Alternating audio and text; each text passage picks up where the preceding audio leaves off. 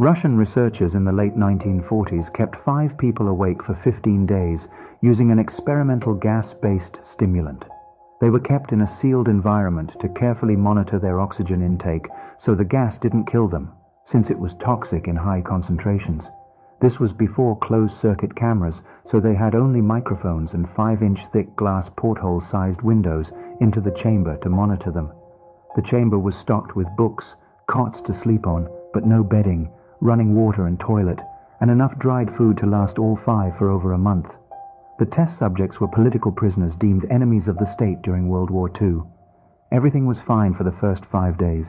The subjects hardly complained, having been promised, falsely, that they would be freed if they submitted to the test and did not sleep for 30 days.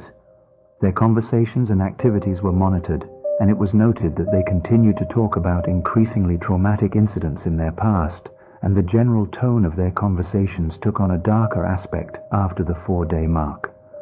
After 5 days, they started to complain about the circumstances and events that lead them to where they were, and started to demonstrate severe paranoia.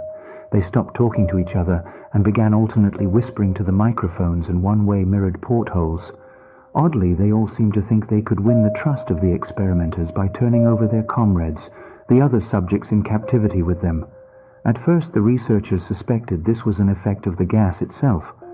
After 9 days, the first of them started screaming. He ran the length of the chamber, repeatedly yelling at the top of his lungs for 3 hours straight. He continued attempting to scream, but was only able to produce occasional squeaks. The researchers postulated that he had physically torn his vocal cords. The most surprising thing about this behavior is how the other captives reacted to it, or rather didn't react to it. They continued whispering to the microphones until the second of the captives started to scream. The 2 non-screaming captives took the books apart, smeared page after page with their own feces, and pasted them calmly over the glass portholes. The screaming promptly stopped. So did the whispering to the microphones. After 3 more days passed, the researchers checked the microphones hourly to make sure they were working, since they thought it impossible that no sound could be coming with 5 people inside. The oxygen consumption in the chamber indicated that all 5 must still be alive. In fact, it was the amount of oxygen 5 people would consume at a very heavy level of strenuous exercise. On the morning of the 14th day, the researchers did something they said they would not do to get a reaction from the captives. They used the intercom inside the chamber, hoping to provoke any response from the captives they were afraid were either dead or vegetables. They announced, "We are opening the chamber to test the microphones. Step away from the door and lie flat on the floor, or you will be shot. Compliance will earn one of you your immediate freedom." To their surprise, they heard a single phrase in a calm voice response: "We no longer want to be freed." Debate broke out among the researchers and the military forces funding the research. Unable to provoke any more response using the intercom, it was finally decided to open the chamber at midnight on the 15th day. The chamber was flushed of the stimulant gas and filled with fresh air, and immediately voices from the microphones began to object. 3 different voices began begging, as if pleading for the life of loved ones, to turn the gas back on. The chamber was opened and soldiers sent in to retrieve the test subjects. They began to scream louder than ever, and so did the soldiers when they saw what was inside. 4 of the 5 subjects were still alive, although no one could rightly call the state that any of them in life. The food rations past day 5 had not been so much as touched. There were chunks of meat from the dead test subjects' thighs and chest stuffed into the drain in the center of the chamber, blocking the drain and allowing 4 inches of water to accumulate on the floor. Precisely how much of the water on the floor was actually blood was never determined.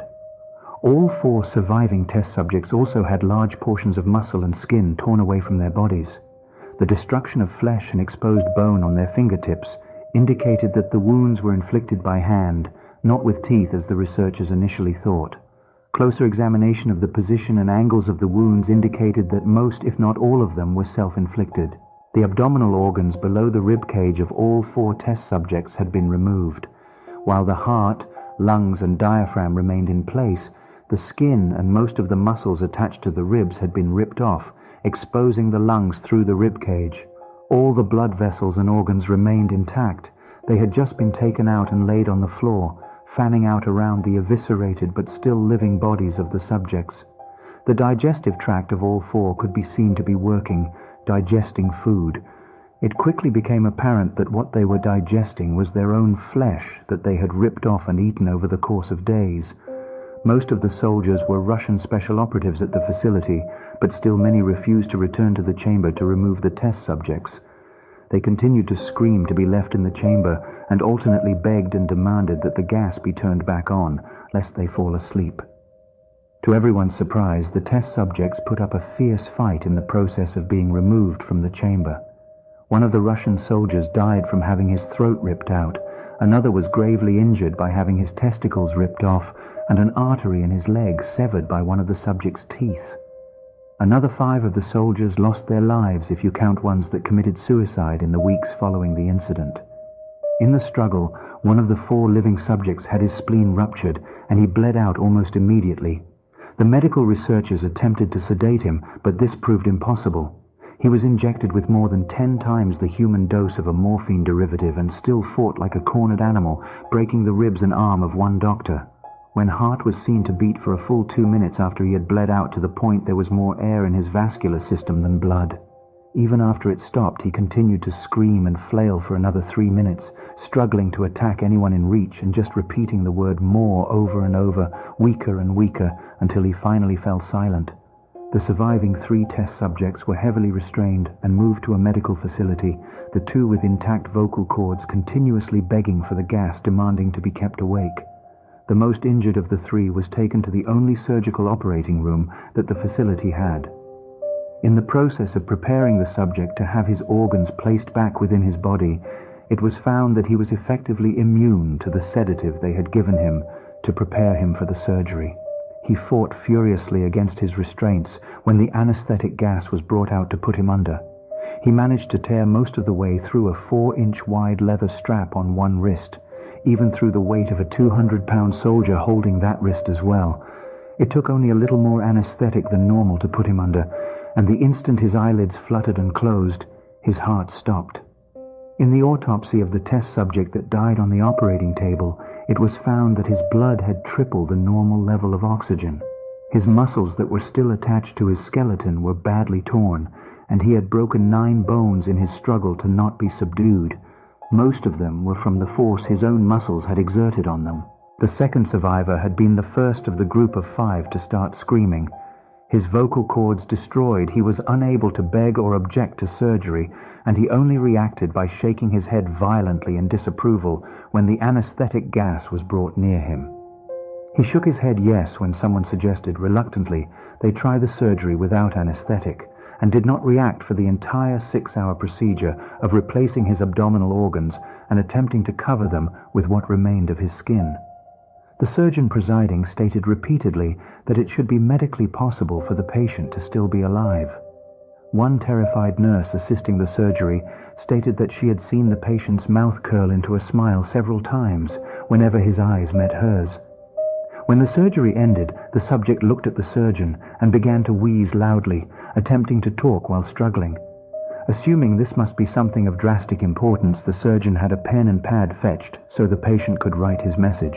It was simple: keep cutting. The other 2 test subjects were given the same surgery, both without anesthetic as well. Although they had to be injected with a paralytic for the duration of the operation, the surgeon found it impossible to perform the operation while the patients laughed continuously. Once paralyzed, the subjects could only follow the attending researchers with their eyes. The paralytic cleared their system in an abnormally short period of time, and they were soon trying to escape their bonds. The moment they could speak, they were again asking for the stimulant gas.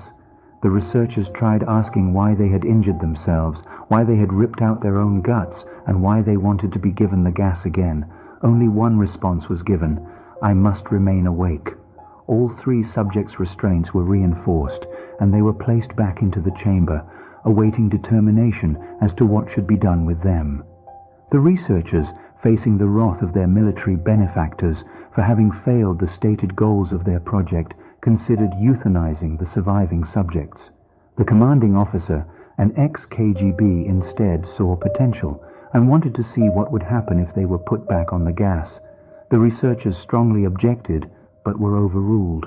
In preparation for being sealed in the chamber again, the subjects were connected to an EEG monitor and had their restraints padded for long-term confinement. To everyone's surprise, all three stopped struggling the moment it was let slip that they were going back on the gas. It was obvious that at this point, all three were putting up a great struggle to stay awake. One of subjects that could speak was humming loudly and continuously. The mute subject was straining his legs against the leather bonds with all his might, first left, then right, then left again for something to focus on. The remaining subject was holding his head off his pillow and blinking rapidly. Having been the first to be wired for EEG, most of the researchers were monitoring his brainwaves in surprise. They were normal most of the time, but sometimes flatlined inexplicably. It looked as if he were repeatedly suffering brain death before returning to normal. As they focused on paper scrolling out of the brainwave monitor, only one nurse saw his eyes slip shut at the same moment his head hit the pillow. His brainwaves immediately changed to that of deep sleep, then flatlined for the last time as his heart simultaneously stopped. The only remaining subject that could speak started screaming to be sealed in now. His brainwaves showed the same flatlines as one who had just died from falling asleep. The commander gave the order to seal the chamber with both subjects inside, as well as 3 researchers. One of the named 3 immediately drew his gun and shot the commander point blank between the eyes, then turned the gun on the mute subject and blew his brains out as well. He pointed his gun at the remaining subject, still restrained to a bed, as the remaining members of the medical and research team fled the room. "I won't be locked in here with these things, not with you," he screamed at the man strapped to the table. "What are you?" he demanded. "I must know." The subject smiled. "Have you forgotten so easily?" the subject asked. "We are you. We are the madness that lurks within you all, begging to be free at every moment in your deepest animal mind. We are what you hide from in your beds every night. We are what you sedate into silence and paralysis when you go to the nocturnal haven where we cannot tread." The researcher paused, then aimed at the subject's heart and fired.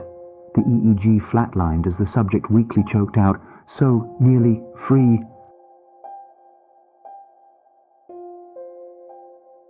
The original author for this story is unknown. If you have any information to share regarding its origins or the potential author, comment down below. Leave a thumbs up if you liked the video and subscribe for more content like this. Thanks for watching and praise the sun!